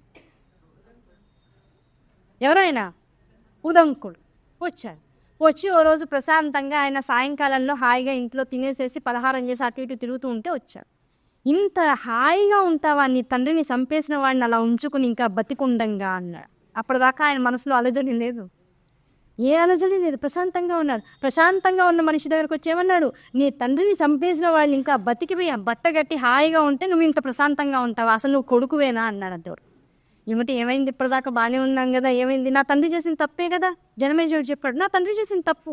తపస్సు చేసుకున్నటువంటి మహర్షి మెళ్ళలో చచ్చిపోయినటువంటి తాడు పామును వేసి అవమానించాడు. మరి ఏ కొడుకైనా కోపం వస్తుంది కదా, మరి కొడుకు శపించాడు. ఆ శాపాన్ని అనుసరించి మరి ఆ మరణం సంభవించింది అని. అంతవరకే నీకు తెలుసు. నాకు ఇంకో విషయం కూడా తెలుసు. వార్తలు మోసుకొచ్చేవాళ్ళు అలాగే ఉంటారు. తక్షకుడు నిన్ను చంపేస్తాడు అని శృంగి నీకు శాపం, నీ తండ్రికి శాపం ఇచ్చాడు, కరెక్టే, కాదని అట్లా. కానీ నీ తండ్రి ఎప్పుడైతే 7వ రోజున ఆ తక్షకుడి యొక్క విషానికి లోబడతాడో, దాని బారిన పడతాడో, మరణించిన మరుక్షణం నీ తండ్రికి మంత్రబలంతో మళ్ళీ జీవితాన్ని ఇవ్వడానికి ఒక కశ్యపుడు అనేటువంటి ఒక బ్రాహ్మణుడు, సద్బ్రాహ్మణుడు వస్తున్నాడు. యాక్చువల్గా ఒక ఊరు నుంచి ఉన్నతమైనటువంటి దక్షిణని ఆశించి నీ తండ్రి దగ్గర నుంచి, నేను పేదవాణ్ణి, మంత్రబలమా బోల్డ్ ఉంది, ఆ మంత్రబలాన్ని నిజంగా ఇవాళ పరీక్షణ్ మహారాజు చనిపోయిన తర్వాత గనక ఆ మంత్రంతో ఆయన్ని మళ్ళీ తిరిగి బతికించగలిగినట్లయితే ఆ రాజుగారు మెచ్చి నాకు డబ్బు ఇస్తారు. ఆ డబ్బుతో నేను నా కుటుంబము హాయిగా బతకచ్చు. సవ్యమైనటువంటి సంపాదన ఇది. రాజుని బతికించడం మామూలు విషయం కాదు, ధర్మాన్ని నిలబెట్టడం. కనుక నా రాజుని నేను నిలబెట్టుకుంటానని పాపం కష్టపడు అడవి మార్గం గుండా ప్రయాణం చేస్తూ సాయంకాలం అయ్యేటప్పటికల్లా ఇక్కడికి చేరి గంగానదీ తీరానికి చేరి పరీక్షణ్ మహారాజుని ఆశ్రయించాలని వస్తుంటే ఈ లోపల ఏమైంది, ఒకానొక చెట్టు నీడలో ఒక బ్రాహ్మణుడు పడుకుని ఉన్నట దిగంబరిగా. ఆ దిగంబరిగా పడుకున్నటువంటి బ్రాహ్మణుడు ఒడివడిగా నడుస్తూ వెళ్ళిపోతూ ఉన్నటువంటి ఈ కశ్యపుని అడిగితే, ఏమయ్యా అంత హడావుడిగా ఎక్కడికి పోతున్నావు అన్న. అంటే చాలా ఇంపార్టెంట్ పని అయ్యా, హడావుడిగా వెళ్తున్నాను అన్నట్ట. ఏమిటా ఇంపార్టెంట్ పని అన్నట. పరీక్షణ్ మహారాజు, అయ్యో నువ్వు ఇలా అడుగుతూ ఉంటే నేను ఇక్కడే కూర్చోబెడితే సమయం దాటిపోతుంది అన్నట. దేనికి దాటిపోతుంది అన్నట, పరీక్షణ్ మహారాజుకి వాళ్ళ సాయంకాలానికల్లా మరణం సంభవిస్తుంది. ఆ మరణించినటువంటి పరీక్షణ్ మహారాజుని నా మంత్రబలంతో బతికించి ఆయన దగ్గర నుంచి దండిగా ఆయన ఇచ్చేటువంటి దక్షిణను తీసుకుని హాయిగా సుఖంగా బతకాలని నేను పరీక్షణ్ మహారాజు దగ్గరికి వెళ్తున్నాను అని చెప్పాట. ఏమిటి, నువ్వు వేసేటువంటి మంత్రంతో పరీక్షణ్ మహారాజు చచ్చిపోయిన వాడు మళ్ళీ బతుకుతాడా, ఏం మాట్లాడుతున్నావు అన్నాడు. బతికించగలను అన్నాడు. బతికించలేవు అన్నాడు. లేదు నేను బతికిస్తా అన్నాడు. చంపేది ఎవరో తెలుసా నీకు అన్నాడు. ఆ తక్షకుట్ట అన్నాడు. ఆ తక్షకుడు ఎలా ఉంటాడో తెలుసా అన్నాడు. తెలీదు అన్నాడు. ఇదిగో చూడొకసారి అని ఆ దిగంబర బ్రాహ్మణుడు ఒక్కసారిగా వేల తలలతో ఒక్కసారి ఉగ్రమైనటువంటి ఎర్రనైనటువంటి తీక్షణమైనటువంటి జ్వాలల్ని ఆ 1000 తలల్లోంచి బయటికి వెడలగక్కుతూ తక్షస్వరూపాన్ని పట్టు. ఆ స్వరూపాన్ని చూస్తేనే నిజంగా మామూలు మనిషి అయితే గుండాగిపోయి చచ్చిపోతాడు. అలాంటిది కశ్యపుడు ఏమన్నాడు, ఈ రూపమేగా. ఇప్పుడు ఏమైంది, ఏ రూపమైనా సరే లోపల నుంచి వచ్చేది విషమేగా మా పరీక్షణ్ మహారాజుని చంపేసేది, నిమిషంలో బతికిస్తానన్నాడు. అసలు ఆ విషయం యొక్క గొప్పతనం, దాని యొక్క తీక్షణత ఎలా ఉంటుందో నీకు తెలుసా. అసలు వేసానంటే మళ్ళీ తిరిగి రావడానికి ఏముండదు, మసిదప్ప అన్నాడు. నువ్వు ఎంత మసన్నా చేసే మసిలోంచి కూడా మళ్ళీ మొలిపించగలను మొక్కనన్నాడు. అయితే ఈ చెట్టును నేను ఎలా చేస్తానో చూడు అని చెప్పేసి తన ఒక తలని ప్రేరేపించి దాని మీద విషాన్ని గక్కిచ్చాడు. కక్కించేటప్పుడు అంత పెద్ద చెట్టు, అన్ని వైపులకి పెరిగిపోయినటువంటి అంత విశాలమైనటువంటి కొన్ని వేల సంవత్సరాల నుంచి చరిత్ర కలిగినటువంటి చెట్టు, ఒక్క చుక్క దాని మీద విషం, తక్షకుడు యొక్క నోట్లోంచి విషం పడేటప్పటికల్లా మాడి బూడిదైపోయిందిట. బూడిద తప్ప ఇంకేం మిగలలేట. నల్లగా ఇంత రాసి బూడిద మిగిలిపోయింట. నవ్వాడు తక్షకుడు. ఇది నా విషయం యొక్క ఒక చుక్క గొప్పతనం, ఇది ఇప్పుడు దీన్ని బతికిస్తావా అన్నట్ట. కూర్చున్నాడు. వెంటనే చేతిలో జలం తీసుకున్నాడు, మంత్రాన్ని అనుష్ఠిస్తున్నాడు, కూర్చున్నాడు. 10 నిమిషాలు జలాన్ని తీసుకుని ఆ బూడిద మీద రాల్చేశాడు. వేయించేటప్పటికి ఏమైంది, ఇంతకు మునుపున్నటువంటి చెట్టు కాస్త వయసు మీరి ఉందని చెప్పుకున్నాం. ఇప్పుడు ఉన్నటువంటి చెట్టు, అదే చెట్టు చక్కగా నవనవలాడుతున్నటువంటి ఆకులతో అందులోంచే పునరుజ్జీవనాన్ని పెంచుకుని అంత పెద్ద చెట్టు మళ్ళీ విశాలంగా అక్కడ ప్రత్యక్షమవుతుంది. ఇది మంత్రం అంటే అన్నాడు కశ్యప్. అబ్బా, చేతులెత్తి దండం పెట్టేస్తున్నాను. వెంటనే దండం పెట్టేశాడు. అసలు నీకు ఈ కథ ఎవరు చెప్పారు? వెంటనే ఉద్దంకుండా ఆపేసేసాడు. ఎవరు? జనమేజయుడు. అసలు ఈ కథ నీకు ఎలా తెలుసు? మొత్తం చెట్టు పడిపోయింది. తక్షకుడు చెట్టుని మార్చేశాక కశ్యపుడు దాని మీద మంత్రజలం జల్లాక చెట్టు మళ్ళీ వచ్చేసింది.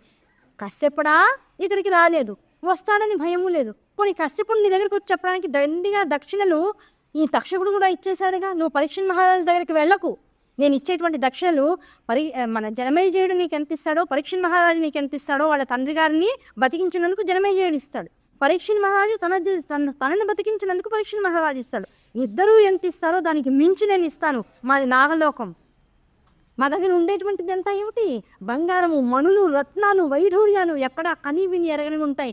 ఒక్క రత్నం నీకు వచ్చినా నీ మొత్తం వంశం 100 తరాలు హాయిగా బతికేసే అలాంటి వజ్రాలు మూటల నిండా ఇస్తాను, తీసుకుని వెళ్ళిపోతావా అక్కడికి వెళ్లకుండా అన్నాడు.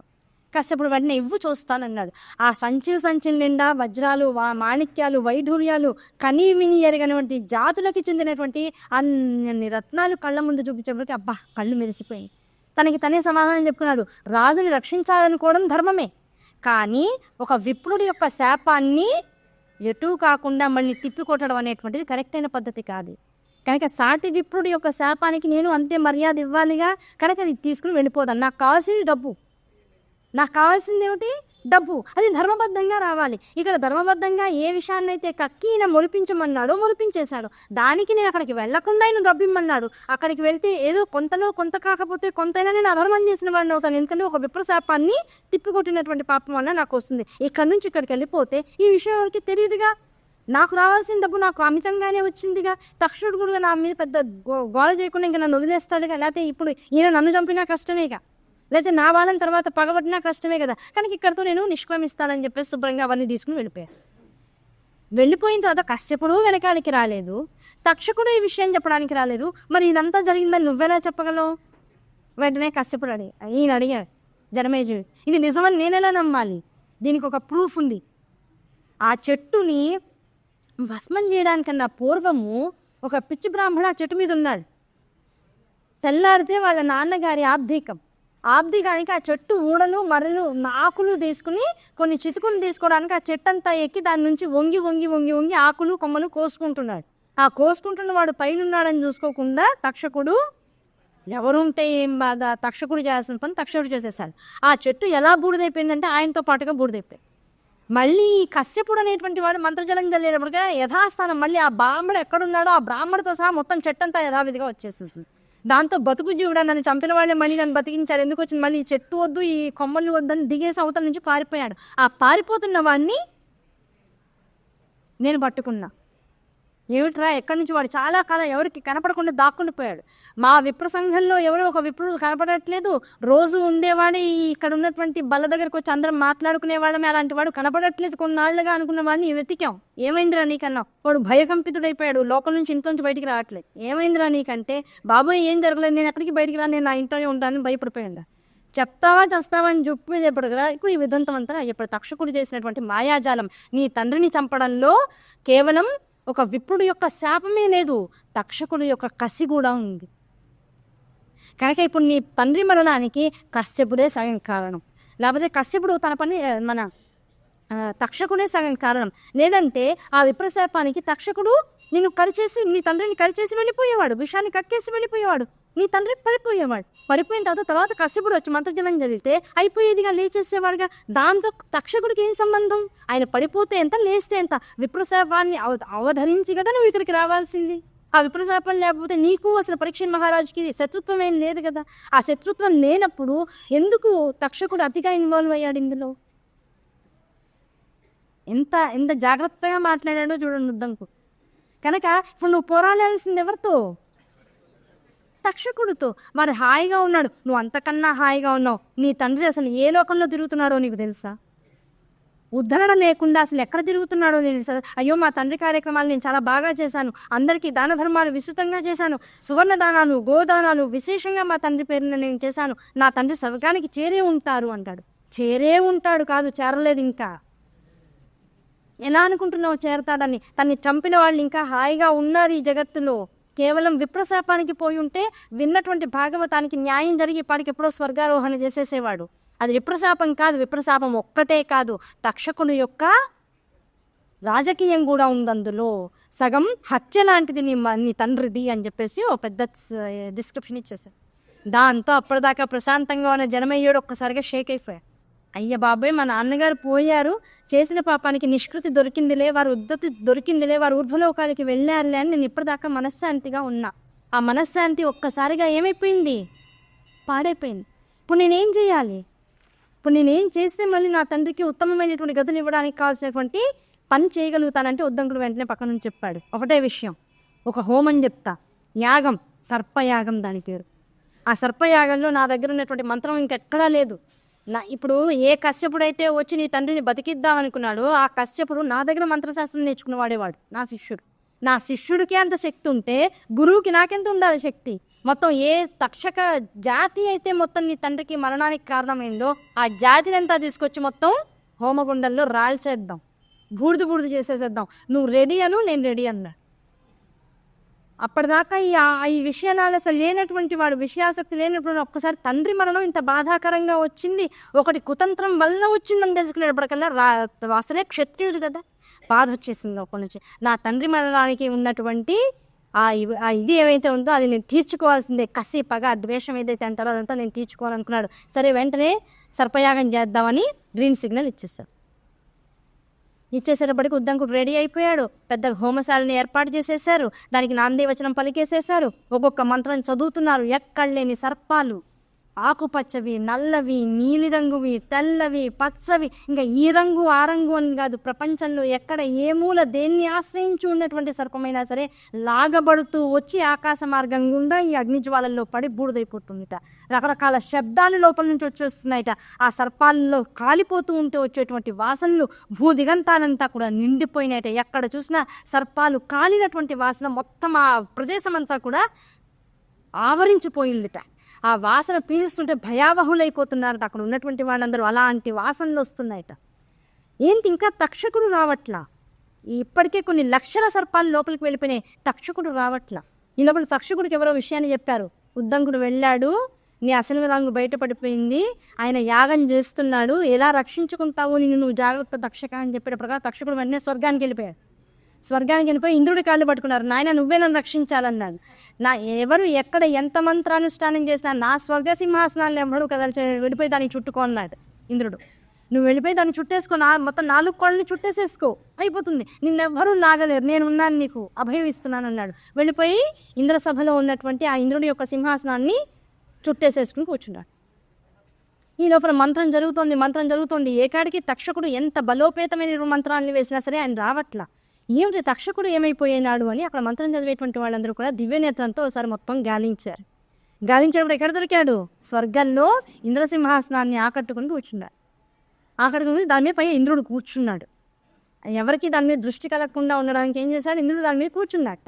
ఎవరు కనపడరు, నేను ఎవరు నన్ను చూడలేరు, తక్షకుడిని అంతకన్నా చూడలేరు అని చెప్పేసి కూర్చున్నాడు. దాంతో వీళ్ళు ఏం చేశారు? ఓహో, వెళ్ళిపోయి స్వర్గంలో దాక్కున్నాడా? స్వర్గంలో ఉన్నటువంటి అన్ని వస్తువులతో పాటు సింహాసనాన్ని కూడా పెక్కిలించగలిగే శక్తి మంత్రశక్తికి ఉంది, అంతటి మంత్రాన్ని ప్రయోగిస్తాను చూడని ఒక్కసారిగా మంత్రం యొక్క స్థాయిని పెంచేసేసి దానికి బీజాక్షరాలు పెంచేసి విశేషంగా మొత్తం అక్కడ 101 మంది ఋత్వికులు ఏకంగా ఒకే కాలంలో అంత పెద్ద మంత్రాన్ని చదవడం మొదలెట్టారట. ఒక్కొక్క బీజాక్షరం చదువుతూ ఉంటే ఇంద్రుడి యొక్క సభలో ఉన్నటువంటి ఆ మహాసింహాసనం ఒక్కొక్క కీలు లూజ్ అయిపోతూ మొత్తం ఆకాశంలోకి ఎగిరిపోయారు ఇంద్రుడితో సహా. ఆ కోళ్ళని గట్టిగా పట్టుకునేటువంటి తక్షకుడు కూడా ఆ సింహాసనంతో పాటు లేచిపోయాట. పైకి లేచిపోయి ఆకాశంలో ఎగురుతూ ఎంత దేన్ని పట్టుకున్నా సరే ఆ పట్టుకున్నవి కూడా విరిగిపోతూ ఆ సింహాసనం ఈ యాగం జరుగుతున్నటువంటి శాలకి వడివడిగా వచ్చేటప్పటికి ఏమైపోయింది? ఇంకొక 2 నిమిషాల్లో మొత్తం సింహాసనంతో ఇంద్రుడితో పాటుగా తక్షకుడు అందరూ పడుకోవాలి. అంత ప్రహారం, మంత్ర ప్రహారం జరుగుతోంది అక్కడ. ఈ లోపల ఏమైపోయింది? ఉన్నట్లుండి ఒకడు వచ్చాడు, ఆస్తిక మహర్షి రాగానే, జనమేజయ యాగం సంకల్పించావు, చేస్తున్నావు, యాగం మధ్యలో ఎవడైనా వచ్చి భవతి ఏదైనా ఒక దానం అడిగాడు, వెంటనే ఇచ్చేయాలి, ఇస్తావా అన్నాడు. ఇచ్చేసాను పో అన్నాడు. అయితే యాగం ఆపేశాను. 3 ముక్కలు. నేను నీ నుంచి ఒక దానం అడగడానికి వచ్చానయ్యా అన్నాడు. యాగం చేస్తున్నావు, ఇవ్వను అనడానికి అధికారికత లేదు అన్నాడైతే ఇచ్చేసాను అన్నాడు. ఈయన ఇచ్చేసానైతే ఆ యాగం ఆపేసాను. ఆ యాగం ఆపేనేది 1 నిమిషం లేట్ అయి ఉంటే ఆ యాగశాల పైకి ఎగ్జాక్ట్గా దానిపైకి ఇంద్రుడు వచ్చేసాడు, సింహాసనం వచ్చేసింది, తక్షకుడు వచ్చేసాడు. ఈ యాగం ఆపేనప్పటికీ ఆపండి అన్నాడు ఈయన. ఈ మంత్రం ఎటు కాకుండా ఆగిపోయింది. దాంతో వాళ్ళు పైన యాగకుండం పైన ఇలా తిరుగుతున్నట్టు రౌండ్ తిరిగిపోతున్నట్టు వాళ్ళు చాలా విశేషంగా చెప్తాడు. భలే నవ్వొస్తూ ఉంటుంది ఇవన్నీ చూస్తూ. ఆ పైన తిరిగిపోతున్నారట. తిరిగిపోయి వాడు కళ్ళు తిరిగిపోయి బాబాయ్ రక్షించండి నాయన ఇంద్రుడు అరుస్తున్నట్టు ఆ పైన నుంచి. చూశాడు ఆస్తిక మహర్షి చూశాడు. ఒక్కసారిగా సింహాసనం వైపు చూశాడు. ఏమిటి నీ గోల్ అన్నాడు. అది ఆగిపోయింది. వెళ్ళిపో.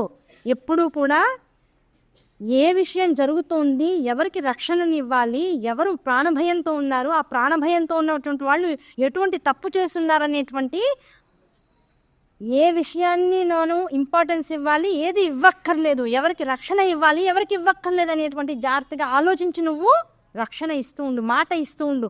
ఎవరికి పడితే వాళ్ళకల్లా నేనున్నాను నీకు, నేను రక్షిస్తాను అనే మాటలు మాట్లాడకు, నీ స్వర్గ పదవిని రక్షించుకో, నీ సింహాసనాన్ని రక్షించుకో, లేకపోతే ఇలా లేపేసే వాళ్ళు చాలామంది వస్తారు తర్వాతని ఇంద్రుడికి గట్టిగా వార్నింగ్ ఇచ్చి పంపించేశారు. తక్షకుడు పక్కన నోరు మూసుకుని చోట చేతులు కట్టుకుని కూర్చున్నాడు. ఆయన ఎక్కడికి వెళ్ళడానికి అవకాశం లేదు, ఆల్రెడీ మంత్ర బలంతో కట్టుబడి ఉన్నాడు తక్షకుడు. ఎందుకంటే ఆయన కోసమే ప్రధానంగా మంత్రం ప్రేరితమైంది కనుక. ఈ లోపల ఇంద్రుడు తన స్థానానికి వెళ్ళిపోయాడు. ఈ లోపల జనమేజయుడు, అయ్యా యాగం ఆపమన్నారు, ఆపేశాం, ఏం చేయాలి, ఇక్కడితో ఇంకా ఆపేసి ఎటూ కాకుండా ఇలా సర్పజాతిని అంతటినీ కూడా నాశనం చేస్తే నిజంగా దీనివల్ల కలిగేటువంటి పాపం మామూలు పాపం కాదు. నువ్వు చేసేది యాగం ద్వారా తక్షకుణ్ణి, తక్షక జాతిని చంపడానికి మాత్రమే ఆలోచిస్తున్నావు. కానీ దీనివల్ల కనీసం భాగవతం చనిపోయే ముందు విన్నటువంటి నీ తండ్రికి కలగవలసినటువంటి కాశ సత్యత కూడా ఇప్పుడు పోయింది, మొత్తానికి పోయింది. ఇంక ఇప్పుడు ఆయన నరక ఆ ఇబ్బందులు పడేటువంటి స్థితి నువ్వు తెచ్చేసేసావు. పైగా ఒక అమ్మవారిచే ఏ శక్తి చేతనైతే ఈ మొత్తం ప్రపంచమంతా కూడా ప్రకృతిగా ఇన్ని 64,000 కోట్ల జీవరాశులుగా మొత్తం విభజింపబడ్డాయో, ఇన్ని జీవరాశుల్లో ఒక వర్గానికి సంబంధించి ఒక వంశాన్ని మొత్తం జాతిని నశింపచేసేటువంటి హక్కు ఏ మనిషికి లేదు. ఆ హక్కు లేనప్పుడు ఎట్టి పరిస్థితుల్లో నువ్వు అటువంటి దుశ్చర్య చేయడానికి నీకు అధికారికత లేదు. ప్రకృతిని శాసించేటువంటి అధికారం ఎవ్వరికీ ఇవ్వలేదు ఈశ్వరుడు అనేటువంటి విషయాన్ని చెప్పేశారు. చెప్పేటప్పటికల్లా జనమేజయుడు నిజమే కదా, ఒక్క తక్షకుడు చేసినటువంటి తప్పుకి మొత్తం సర్పజాతిని ఎంతటి నేను తీసుకొచ్చి ఇందులో పడేసేద్దాం అనుకుంటున్నాను కదా, అది నిజంగా నేను ఎందుకు ఈ విధానాలు, ఈ విషయాన్ని నేను ఎందుకు అంగీకరించాను అనేటువంటి ఆలోచన ఆయన నుంచి వచ్చింది. కానీ అప్పటికే కొన్ని లక్షల సర్పాలు అగ్నికి ఆహుతి అయిపోయినాయి. అక్కడ ఆగండి అని ఆస్తిక మహర్షి అనేటప్పటికల్లా ఎత్తి పరిస్థితుల్లో ఇంకా యాగం ఆపేయాల్సి వచ్చింది. అవరోధం వచ్చేసింది యాగానికి. దాంతో ఎక్కడి మంత్రవేత్తలు అక్కడికి వెళ్ళిపోయారో ఆ యాగం ఎటూ కాకుండా, స్వస్తి చెప్పకుండా, స్వస్తి వచనాలు లేకుండా ఆ యాగ శాలకి బలి అనేటువంటిది ఇవ్వకుండానే మొత్తం యాగం ఎటూ కాకుండా ఆగిపోయింది. అసలే ఉద్దంకుడు చెప్పినటువంటి విషయాలన్నీ విని మనసు కింద పడిపోయింది జనమేజయుడిది. దానికి తోడు తాను సంకల్పించినటువంటి యాగం మామూలు యాగం కాదు, విశేషంగా ద్రవ్యాన్ని దాని మీద ఖర్చు పెట్టాడు.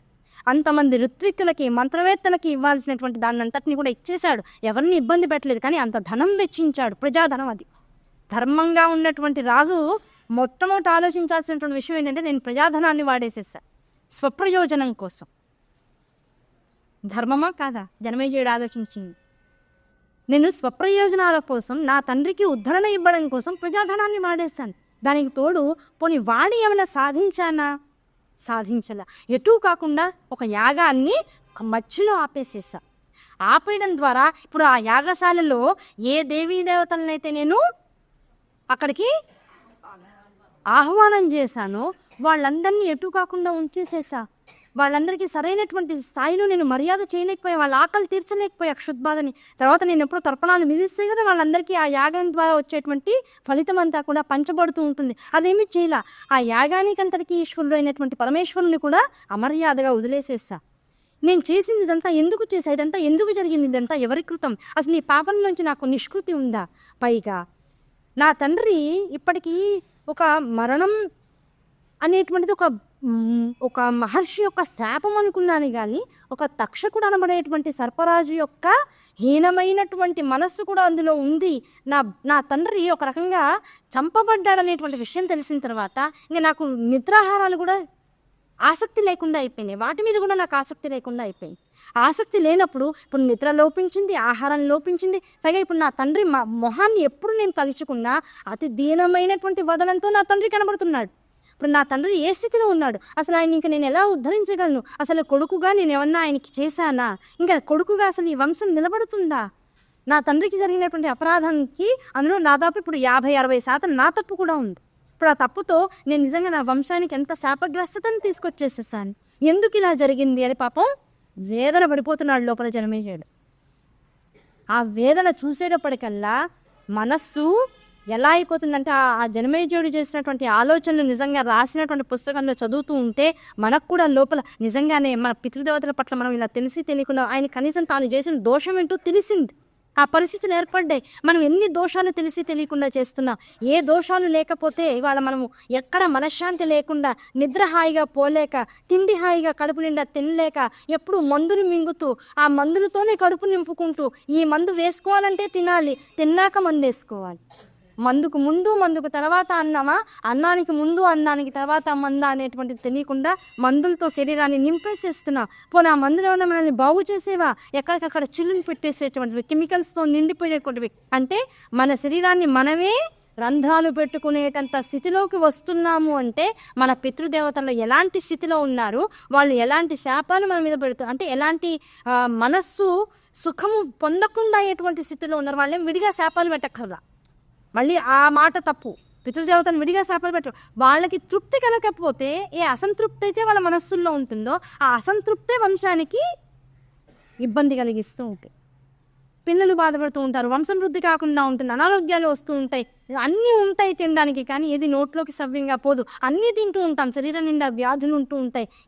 ఏది తిన్నా సరే అరగదు. తిన్న తర్వాత లోపల నుంచి మంట మొదలవుతూ ఉంటుంది. ఆ మంటతో పాటు భార్యతో బాధ, పిల్లలతో బాధ, ఎవరు చెప్పిన మాట వినరు. సంపాదన 24 గంటలు సంపాదన కోసం కూర్చున్నట్లే ఉంటుంది. ఓ రూపాయి ఇంట్లో మిగలదు. అలానే సుఖంగా ఏమైనా కొనుక్కుంటున్నావు అంటే వస్తువు కళ్ళకు కనపడదు. అన్నీ ఉన్నట్లే ఉంటాయి. ఏది సుఖాన్ని ఇచ్చేటువంటి పరిస్థితుల్లో ఉండదు. ఇల్లు ఉంటుంది, ఆ ఇల్లు హాయిగా ఆనందంగా చైతన్యంగా 10 మంది బంధువులు ఇంటికి వచ్చి ప్రశాంతంగా కూర్చొని కులాసాగా నవ్వుకుని ఎన్నేళ్ళు అయిపోయిందో. ఎందుకు ఇలా అయిపోతున్నాం? ఐసోలేటెడ్గా అయిపోతున్నాం. బయటికి మాట్లాడడానికి మాత్రం మాకు ఇంత పెద్ద కుటుంబం ఉంది, అంత పెద్ద వంశం మాది, మా వాళ్ళు ఇలాంటి వాళ్ళు, మా బావగారు వాళ్ళు ఈ ఇంటి పేరు వాళ్ళది, ఈ గోత్రం వాళ్ళది చెప్పుకోవడానికి బోల్డు మంది ఉన్నారు. కలవడానికి ఎంతమంది ఉన్నారు? మనుషుల మధ్య విభేదాలు ఎందుకు వస్తున్నాయి? దూరాలు ఎందుకు పెరుగుతున్నాయి? ఇవన్నీ కూడా నువ్వు చేసినటువంటి దోషాల వల్లనే వస్తాయి. కుటుంబం ఐకమత్యంగా లేకపోవడం, ఆరోగ్యంగా లేకపోవడం, పిల్లలకి విద్యాబుద్ధులు రాకపోవడం, వాళ్ళ మేధ పెరగాల్సినటువంటి రీతిలో పెరగకపోవడం, వాళ్ళు అన్యమైనటువంటి విధానాల వైపుకి ఆకర్షితులవుతూ ఉండడం, మన ఆశ ధర్మాన్ని వదిలేసేయడం, మన సదాచారాన్ని వదిలేసేయడం, కనీసం అమ్మాని కూడా తెలుగులో పిలుచుకోలేకపోవడం, ఇవన్నీ కూడా దుర్లక్షణాలు కాదా? ఇవన్నీ ఎందువల్ల కలుగుతున్నాయి? మేము ఎంత నేర్పిస్తున్నా అండి, వాళ్ళు మాట వినట్లేదండి.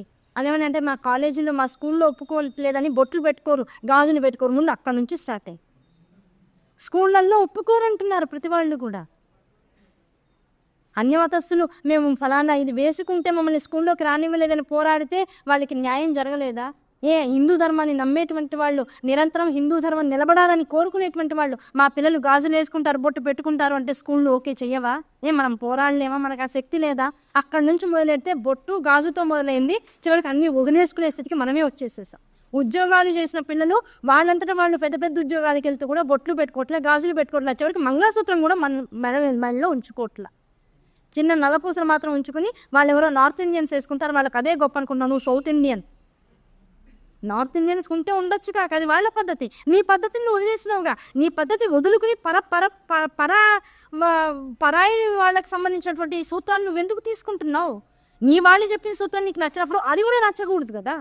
తీస్తే మొత్తం తీసేయాలి, వేసుకుంటే నీకు ఎలా నేర్పించబడ్డదో అలా నువ్వు ఉండగలగాలి. ఇలా ఉండట్లేదు, ఇంకోలా ఉంటున్నావు, అలానే దానికి పూర్తిగా సమ్మతంగా కూడా నువ్వు ఏంటి నువ్వు చేస్తుంది ఏంటి? ఇదంతా ఎందుకు కలుగుతుంది? అది మన ప్రశ్న ఎక్కడికి వచ్చిందంటే, మన పిల్లలు చేస్తున్నటువంటి తప్పులు పోనాలని తల్లులు ఏమన్నా లేరుగా, వాళ్ళు మొత్తుకుంటూనే ఉన్నారుగా, తండ్రులు మొత్తుకుంటూనే ఉన్నారుగా. పిల్లల్ని ఎప్పుడు చూసి అమ్మ బొట్టు పెట్టుకోండమ్మా, గాజులు వేసుకోండమ్మా, కాస్త తల జుట్టు అల్లుకోండమ్మా, కనీసం దాని కింద కొసలు కనపడకుండా మూడేయండమ్మా. ఆ కొస కింద కనపడుతూ ఉంటే ఆ దృష్టి అది మంచిది కాదు తన్ని. దానివల్ల ప్రారంధ దోషాలు పెరిగిపోతూ ఉంటాయమ్మా. జుట్టు ముట్టుకుంటే చేతులు కడుక్కోవాలి, జుట్టు ముట్టుకున్న తర్వాత దేన్ని ముట్టుకోవడానికి అర్హత లేదు. అందుకనే గుడికి వచ్చిన తర్వాత మళ్ళీ పుష్పం మనకు ప్రసాదంగా మిగిలిన గుడి బయటికి వెళ్ళేదాకా దాన్ని మళ్ళీ జడలో పెట్టుకోవడానికి అవకాశం లేదు. ఒకసారి జుట్టు ముట్టుకున్నావు, జడలు ముట్టుకున్నావు, శిఖలో పుష్పాన్ని పెట్టుకున్నావు, వెళ్ళి కాళ్ళు చేతులు మొహం కడుక్కుని పుక్కి నుంచి వస్తాయి, కానీ బ్రహ్మగారు ఇచ్చేటువంటి తీర్థం తీసుకునేటువంటి అర్హత కూడా నీకు లేదు. జుట్టు అలాంటిది. ఇలా సూత్రాలు చెప్పుకుంటూ పోతే ఇప్పుడు మనం ఎన్ని తప్పులు చేస్తున్నాం? అసలు ఈ తప్పని తెలియకుండానే ఎన్ని తప్పులు చేస్తుంది. ఆడదానికి 35 ఏళ్ళు నిండంగానే మూడేసుకోవాలి. ఇప్పుడు నా మీద 12 కర్రలు వేసుకుని వస్తారు. ఇంతసేపు చప్పట్లు కొట్టిన మగవాళ్ళందరూ నాకు రక్షణగా నిలవాల్సి. 35 ఏళ్ళు నిండగానే ఎట్టి పరిస్థితుల్లో ముడి వేసుకోవాలి. కారణం ఏమిటి? నీ భర్త చేసేటువంటి సాధన ఏదైతే ఉందో, అది గాయత్రి మంత్ర ఉపాసన కావచ్చు, ఆయన కర్మ యోగి అయితే ఆయన చేసేటువంటి పని కావచ్చు, ఆ పనిలో ఆయనకి ఉద్ధరణ కావాలి, ఆయన సంపాదించేటువంటి సంపాదన మంచి ధర్మయుతమైనటువంటి సంపాదన కావాలి. భార్య జడ విరబోసుకుని కింద బాలు జడ వేసుకునో ఆ క్షణంలో కనపడకూడదు. పిల్లల్ని కన్న తర్వాత ఇంకెట్టి బస్సులు నువ్వు మూడేసుకుని ఉండాలి. కనీస పక్షంలో ఆడపిల్లకి కన్యాదానం చేసిన తర్వాత అల్లుడు నీ ఇంటికి వచ్చిన తర్వాత మూడేయాలి. కనీసం అక్కడికన్నా ఒకసారి మనం ఓకే చేసుకుంటాం. అల్లుడు వచ్చిన తర్వాత నీ బాలు జడ అల్లుడు చూడకూడదు. కనీసం ఇక్కడికన్నా ఎవరైనా ఓకే చేస్తే అంతవరకు హ్యాపీ. కనీసం 35 ఏళ్ళు అన్నానంటే కోపం వస్తుంది జనాలకి. అల్లుడు వచ్చాడు నీకు అంటే మూడేసుకోవాలని అర్థం. ఇంకా ఆడవాళ్ళు ఇంకా మొదలైంది. ఇంకా సరే 35 ఏళ్ళు వదిలేస్తాం మాస్టర్, పొరపాటున అనేసాం, తప్పు చేస్తాం అదే అంటున్నా. ఇంకా అల్లుడు వచ్చాక మాత్రం ఎట్టి పరిస్థితుల్లో ఇంకా ముడే వేసుకోవాలి. కనీసం అక్కడికైనా మనం సాటిస్ఫై అవ్వాలి కదా. ఎక్కడా నేను వేసుకోను. ఎన్ని రూల్స్ చెప్పారు. జుట్టు వల్ల నీకున్నటువంటి శక్తులు ఏ పూట ఏదని ఇవాళ నేను బోర్డు లలితా సహస్రనామం చేసుకుంటున్నానండి, నేను ఫలానా నృసింహోపాసనలో ఉన్నానండి, లేకపోతే నేను మా ఆయన రోజు మహాలింగార్చన చేస్తారండి, రోజు ఇంట్లో నమ్మకముకాలతో అభిషేకం చదువుతుండండి. ఏమండి అవన్నీ మాకు లేవండి, మేము రోజు దండం పెట్టుకుని రోజు గుడికి మాత్రం వస్తామండి, చక్కగా రోజు గుడిలో ప్రదక్షిణాలు చేసుకుంటామండి, ఓ మనిషికి దానం చేస్తామండి, ధర్మం చేస్తామండి, ఎవరైనా ఆకలితో ఉన్నారంటే సంపాదన డబ్బు ఉంది కనుక అనాథ పిల్లలకి చక్కగా అన్నం పెట్టిస్తూ ఉంటాం, అహోలక్షణ అనే వాళ్ళకి కాస్త నీళ్లు పట్టిస్తూ ఉంటాం, ఏదో వేద పాఠశాల కాస్త డొనేషన్స్ ఇస్తూ ఉంటాం. మా పూజలు ఇంతవరకే, మాకు మంత్రాలు శాస్త్రాలు ఇలాంటివన్నీ రావు, మాకు అవేమీ లేవు.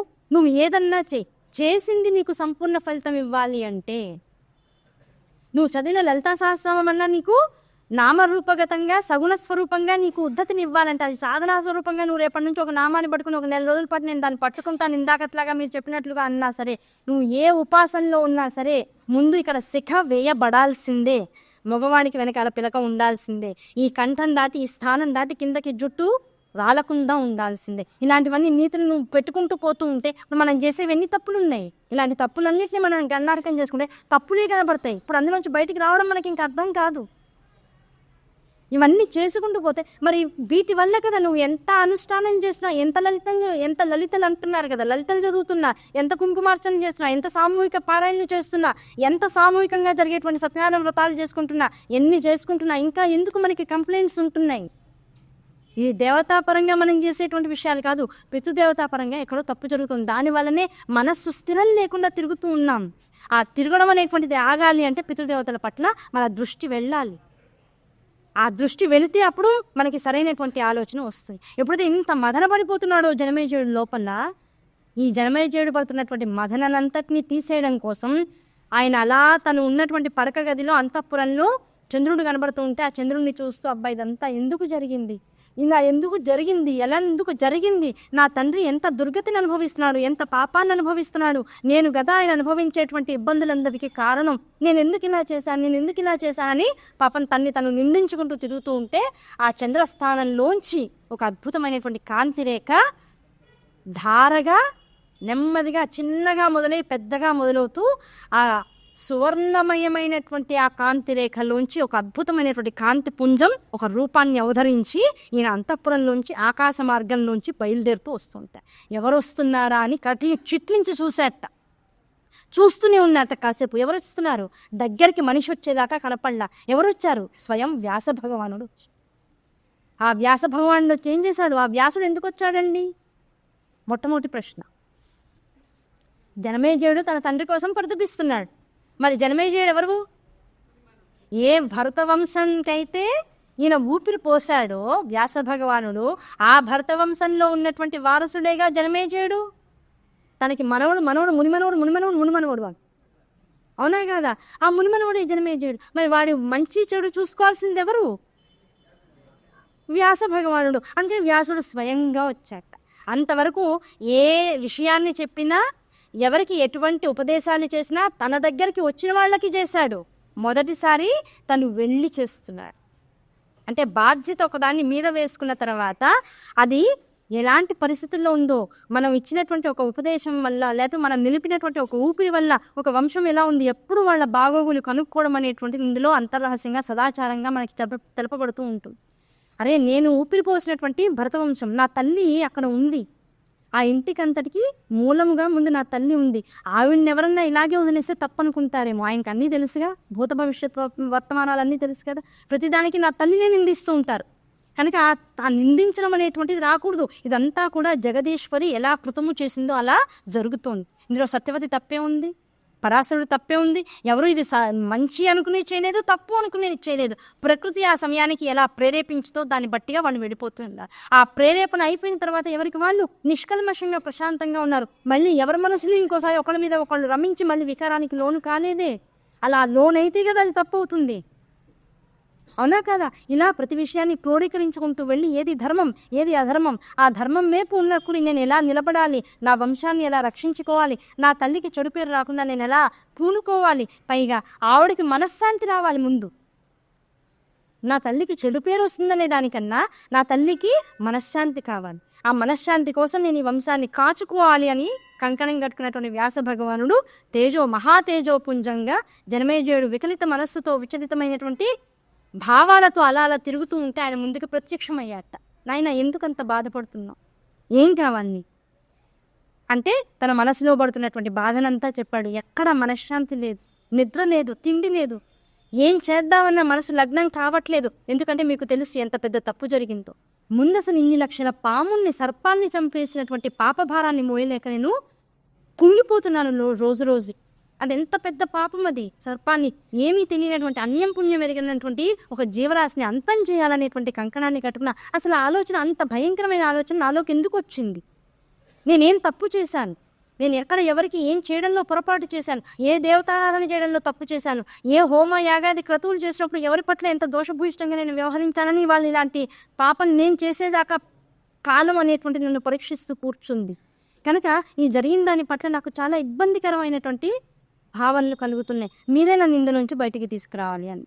నాయన ఎటువంటి తప్పైనా సరే, ఎటువంటి ఇబ్బందికరమైనటువంటి పరిస్థితి అయినా సరే, అది కృతంగా అంటే కర్మగా చేసిన దాన్నైనా సరే, లేదు అనుకుని చేసినటువంటి మహాపాపమైనా సరే, ఆ మహాపాపాలన్నీ తొలగిపోవాలన్నా, ఉన్నటువంటి పితరదేవతలు ఊర్ధ్వలోకాలకి ప్రయాణం కావాలన్నా, నీ మనసు స్థిరం కావాలన్నా, నువ్వు చేసింది తప్పు కాదు, ఇదంతా కూడా విధి విలాసమే అనేటువంటి విషయం నీ మనసుకు అర్థం కావాలన్నా, ఇవన్నీ నీకు అర్థం అవ్వాలంటే అసలు నువ్వు చేసేటువంటి ప్రతి ఆలోచన వెనకాల ఒక శక్తి ఉందనేటువంటి విషయం ముందు నీకు తెలియాలి. ఇదేదో నువ్వు చేసావు నేను చేశాను, నేనెందుకు ఇంత తప్పు చేశానని మదన పడుతున్నావు. ఇక్కడ అసలు నువ్వెక్కడున్నావు? నువ్వనేటువంటి వాడివి ఇలా కదులుతున్నావంటే, ఒక రాజుగా చెప్పబడుతున్నావంటే, ఒక వంశంలో ఉన్నావు అంటే, ఇలా చేసేటువంటి శక్తి నీ వెనకాల ఒకటి ఉండి నడిపిస్తోంది. ఆ శక్తిని ముందు తెలుసుకో, ఆ శక్తి ఆరాధన చేయి. ఆ శక్తి చెప్పితేనే, ఆ శక్తి కృతం చేస్తేనే నీ చరితంతా ఇలా రాయబడుతోంది. అంతే తప్ప నీ అంతటా నువ్వు చేసేదేమీ లేదు. అలా చేయగలిగే శక్తి అసలు నీకు లేదు. ఆ శక్తి ప్రేరేపణ లేకపోతే నువ్వు ఇలా ఉండవు, నువ్వు ఇలా ఏమీ చేయవు. చేసిన తర్వాత ఇది తప్పు అని తెలుసుకుంటున్నావు అంటే ఆ శక్తి అనుగ్రహం పాజిటివ్గా నీ మీదకి వచ్చే రోజులు వచ్చాయి. కనుక ముందు ఆ శక్తి గురించి తెలుసుకునేటువంటి ప్రయత్నం చేయి. అయ్యా ఆ ప్రయత్నం చేయడానికి అసలు నాకు దాని గురించినటువంటి ఆలోచనే లేదు, దాని గురించినవి వ్యవహారం నాకు తెలియదు అని అంటే, దాన్నే మనం నీ తండ్రి మరణం సంభవిస్తోంది అనుకున్నప్పుడు ఏ బాధనైతే పడ్డాడో, పైగా జనమేజయుడికి ఇంకొక బాధ మిగిలిపోయింది. నా తండ్రి సాధారణ మరణాన్ని పొందలా, ఒక తక్షకుడు అనేటువంటి వాడు వచ్చి అంత పెద్ద రూపంతో ఎదురుకుండా నిలిచేటప్పటికల్లా భయకంపితుడు అయిపోయాడు. భయంతో చనిపోవడం అనేటువంటిది నికృష్టమైనటువంటి మరణం. భయంతో మనిషి ఎప్పుడు చనిపోకూడదు. ఆ భయంతో ఏ మరణాన్ని అయితే పొందాడో ఆ మరణం వల్ల నేను ఎన్ని దానాలు చేసినా, ఎన్ని కర్మలు చేసినా ఆయనకి శాంతి లేదు. కనుక ఆ భయంతో పోయినటువంటి దోషాన్ని నేను ఎలా తీసేయాలి నా తండ్రి దగ్గర నుంచి? అసలు ఇన్ని దోషాలు ఎలా పోతాయి? అసలు దీనికి నిష్కృతి ఉందా?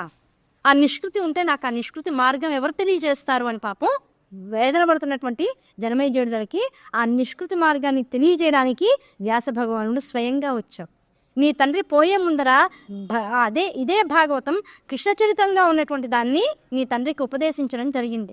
కాకపోతే ఆ మనసులో మిగిలిపోయినటువంటి భయానికి ఎంత జ్ఞాని అయినా కూడా ఒక పెద్ద సర్పం ఎదుర్కొండా వచ్చి కాటేస్తోంది అంటే మాత్రం కాస్తో కూస్తూ కంపితుడు అవ్వకుండా మాత్రం మరణం సంభవించదు. కనుక అది పెద్ద విషయంగా తీసుకోకర్లా.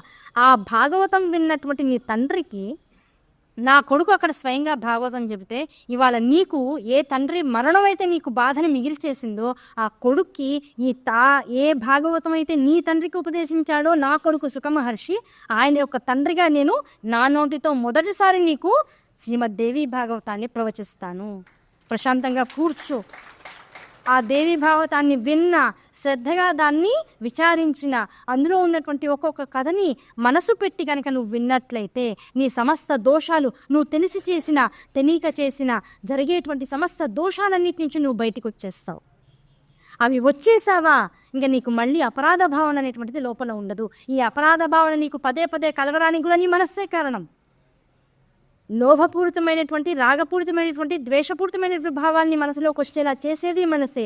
విపరీతమైనటువంటి అపరాధ భావనని మనసులో ఉంచేసి దానివల్ల నీ ఉద్ధతిని నిన్ను నువ్వే ఆపుకుని నిన్ను నువ్వు హీనమైనటువంటి స్థితిలో చూసుకునేటువంటి దశని నీకు ఇచ్చేది కూడా నీ మనస్సే. కనుక ఇక్కడ కూడా కట్టడి కావాల్సింది ఆ మనస్సే. కనుక ఆ మనస్సు కట్టడి కావడం కోసం నీకు శ్రీమద్దేవి భాగవతాన్ని ప్రవచిస్తాను, స్వయంగా ప్రవచిస్తాను. ఇప్పటిదాకా వ్యాసుడు మహర్షి. ఆ మహర్షిలా ఉన్నటువంటి వాడు ఒక రూల్ ఉంది జగత్తులో. మంత్రోపదేశం ఎవరి నుంచి తీసుకోవాలి? గృహస్థాశ్రమ ధర్మంలో ఉన్నటువంటి వాళ్ళు గృహస్థాశ్రమ ధర్మంలో ఉన్నటువంటి గురువుల దగ్గర నుంచే మంత్రోపదేశం తీసుకో. సన్యాసాశ్రమ దీక్షలో ఉన్నటువంటి వాళ్ళు సన్యాసాశ్రమ దీక్షలో రావడానికి వీలుగా ఉన్నటువంటి వాళ్ళు, బ్రహ్మచర్యాశ్రమంలో ఉన్నటువంటి వాళ్ళు మాత్రమే మంత్రోపదేశం చేయాలి. ఎవరు పడితే వాళ్ళు, ఎవరికి పడితే వాళ్ళు, ఎలా పడితే అలా మంత్రోపదేశాలు తీసుకోవడానికి అర్హత లేదు. ఆ మంత్రోపదేశం తీసుకునేటప్పుడు కూడా భార్యాభర్తలు ఉంటే ముందు భర్తకి ఉపదేశం కావాలి. ఆ భర్త ఉపదేశం స్వీకరించిన తర్వాత తాను ఉపదేశింపబడినటువంటి మంత్రాన్ని కొన్నాళ్ళు అనుష్ఠించి భార్యకి ఉపదేశం చేయగలగాలి భర్త. లేదు, స్త్రీకి భర్త నుంచి రావాలి మంత్రం, లేకపోతే తల్లి నుంచి రావాలి మంత్రం. ఇంతకు మించి పరపురుషుల దగ్గర ఎంత గురువైనా సరే మంత్రదీక్షని తండ్రి దగ్గర కూడా తీసుకోవాల్సినటువంటి అర్హత ఆడవాళ్ళకి ఇవ్వలేదు శాస్త్రం. ఎంత కట్టుదిట్టమైనటువంటి వ్యవహారమో చూడండి. అవునా కదా? కనుక ఇక్కడ ఏమైంది? మహర్షి అయినటువంటి వ్యాస భగవానుడు తాను మహర్షి అయి తన శిష్యులకి, అంటే తనలా సన్యాసాశ్రమ దీక్షలో ఉన్నటువంటి శిష్యులకి, తన కొడుకైనటువంటి బ్రహ్మచర్యాశ్రమ దీక్షలో ఉన్నటువంటి సుకునికి, వీళ్ళకే ఇంతవరకు ఉపదేశం డైరెక్ట్గా చేశారు, పురాణాలని కానీ ఇంకో విషయాన్ని కానీ. మొదటిసారి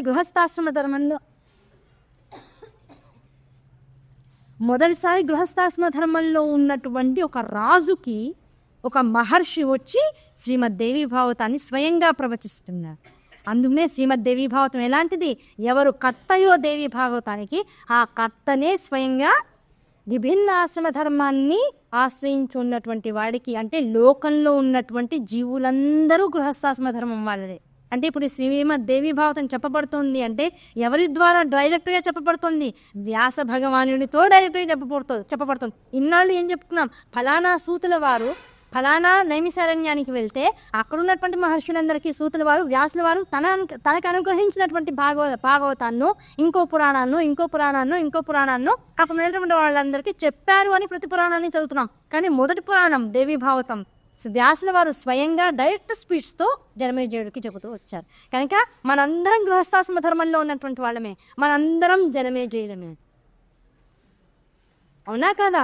మనందరం జనమేజయులమే, మనందరం గృహస్థాశ్రమ ధర్మంలో ఉన్నటువంటి ఈ గృహస్థాశ్రమ ధర్మంలో ఉన్నటువంటి వాళ్ళందరినీ ఉద్ధరించడం కోసం వ్యాస మహర్షి తనంతట తానుగా మొట్టమొదటిసారిగా ప్రవచించినటువంటి అత్యుత్తమమైనటువంటి మోక్ష గ్రంథం శ్రీమద్దేవి భాగవతం. ఇందులోకి ఇవాళ మనందరం ప్రవేశిస్తే రేపటి నుంచి 6 రోజుల వ్యవధి ఉంది. ఇంకా ఈ 6 రోజుల వ్యవధిలో ఉపోద్ఘాతాన్ని ఇంత నమ్మకంగా మనస్సులోకి చొచ్చుకుపోయేటట్లుగా ఎప్పుడైతే వేసుకున్నామో, ఇప్పుడు ఏమైంది? మనస్సులో ఇన్నాళ్ళు అడ్డుపడుతూ మనస్సులోకి వెళ్ళడానికి కావాల్సినటువంటి వ్యవహారాన్నంతటినీ ఎప్పుడైతే మూసేసుకున్నామో, ఆ మూసేసుకున్నదంతా కూడా ఇప్పుడు ఓపెన్ అయిపోయినప్పటికీ ఇప్పుడు దేన్నైనా సరే స్వీకరించడానికి ముందు మనస్సు రెడీగా ఉంది. ఎందుకంటే నువ్వు తప్పు చేసావు, జాగ్రత్తగా ఉండి ఇప్పుడు చాలాసార్లు మనసును బెదిరించాం, వేలు పెట్టి బెదిరించాం. ఏ మనస్సు నువ్వు జాగ్రత్తగా ఉండు, ఇంద్రియాలతో సమీకరించబడకుండా నువ్వు బుద్ధితో జాగ్రత్త సహవాసం చేసి ఉద్ధరణ పొందు అని చెప్పావు. ఇప్పుడు ఆ మనస్సులోకి ఇప్పుడు మనం రేపటి నుంచి చెప్పబడేటువంటి దేవి భాగవతం జాగ్రత్తగా వెళ్తూ ఉంటే మనస్సు తీసుకుని బుద్ధితో అనుసంధానమయ్యి లోపల ఉన్నటువంటి బ్రహ్మజ్ఞానాన్ని స్వీకరించే దిశగా ప్రయాణం చేస్తూ ఉంటుంది. అటువంటి మనస్సుతో, అటువంటి భౌతికమైనటువంటి శరీరంతో ఈ దేవీ భాగవతాన్ని ఇటువంటి అత్యుత్తమమైనటువంటి సమయాన్ని ఆధారం చేసుకుని, ప్రేరకం చేసుకుని, కాలస్వరూపుడైనటువంటి శివుడి యొక్క అనుగ్రహంతో మనందరం కూడా రేపటి నుంచి విని తరిద్దాం. తరించేటువంటి యోగ్యతని, ఆ తరించేటువంటి సమయంలో అన్యమైనటువంటి ప్రేరణ లేకుండా ఉండగలిగేటువంటి ఈ సాధన మార్గాన్ని ఆ భగవతి జగదీశ్వరు మనందరికీ అనుగ్రహించాలని మనసా వాచా కర్మణ సాష్టాంగ ప్రణామాన్ని సమర్పించుకుంటూ భగవతికి నమస్కరించుకుంటూ అంతవరకు స్వస్తి ప్రజాభ్య ప్రపాలయంతాం న్యాయేన మార్గేణ మహిమహీషాః గోబ్రాహ్మణేభ్య శుభమస్తు నిత్యం లోకా సమస్తాః సుఖినో భవంతు స్వస్తి ఉత్తిష్ఠ ఆరామః శ్రీమాత్రే నమః.